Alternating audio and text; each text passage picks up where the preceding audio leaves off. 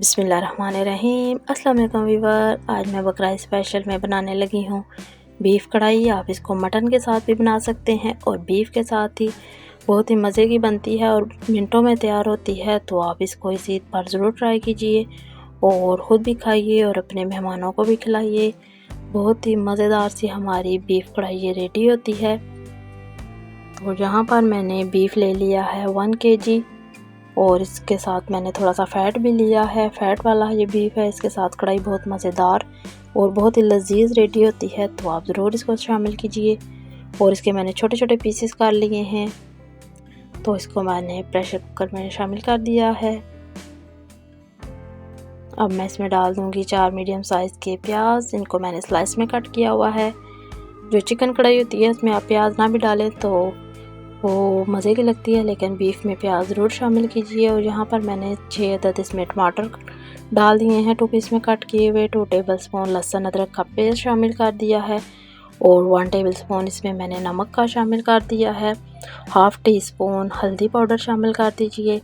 और अब हम इसमें डाल देंगे पानी 1 से 1.5 गिलास और इसको वेट लगा के तो हम इसको गलने के लिए रख देंगे। तो तकरीबन 20 मिनट में ये गोश्त अच्छी तरह से गल गया था।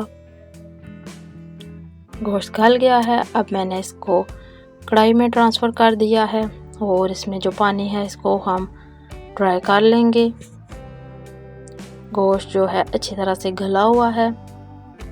तो तेज़ आंच पे मैंने इसका सारा पानी ड्राई कर लिया है। अब आप इसमें घी या तेल जो भी आप शामिल करना चाहें आप कर सकते हैं। तो यहाँ पर मैं घी ले रही हूँ, आधा से पौना कप है। इसको मैंने शामिल कर दिया है और इसके साथ मैं इसकी थोड़ी सी भुनाई करूँगी। घी में कढ़ाई बहुत मज़े की रेडी होती है। तो आप चाहें तो ऑयल शामिल कर लीजिए, ये आपकी चॉइस पे है। तो मैंने इसमें घी शामिल किया है। अब मैं इसकी थोड़ी सी भुनाई करूँगी और साथ ही इसमें मैं पिसी हुई लाल मिर्च 1 टीस्पून शामिल कर दूँगी। इसमें हमने लाल मिर्च कम शामिल करनी है और काली मिर्च हमने इसमें ज़्यादा शामिल करनी है। तो 1 टीस्पून इनफ है। अब हम इसकी अच्छी तरह से भुनाई कर लेंगे। तो ये देखिए गोश्त काफ़ी अच्छी तरह से भुन चुका है। 15 मिनट इसको मैंने भुना होगा। तो ये मेरे पास 300 ग्राम दही है, इसको मैंने शामिल कर दिया है। दही के साथ इसकी बहुत ही ज़बरदस्त सी ग्रेवी रेडी होगी।